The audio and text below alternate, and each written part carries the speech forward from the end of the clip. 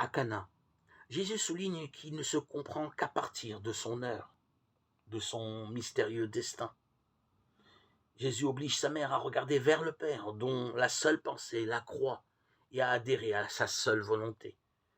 Jésus la livre ainsi délibérément à la volonté de Dieu, sachant qu'elle est tout désir du Père et tout désir pour le Père, et il la rend disponible au mystère de la croix. Pas davantage chez Jean que chez Luc, Marie ne se scandalise de la parole de son fils. Après la parole de Jésus, « Que me veux-tu, femme ?» elle dit en toute simplicité, « Faites tout ce qu'il vous dira », renvoyant ainsi à la parole prophétique. Genèse 41, 55. Elle garde dans son cœur la parole qui lui annonce mystérieusement la croix. Comme l'annonce Cana, l'heure de Marie, c'est l'heure de son fils, l'heure de la croix. C'est pour elle l'heure de la totale communion au mystère du serviteur.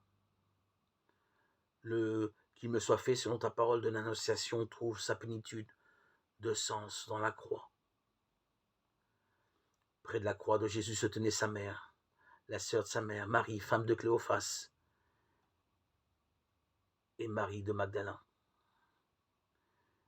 Puis il dit aux disciples, « Voici ta mère. » À partir de cette heure, le disciple l'a pris chez lui.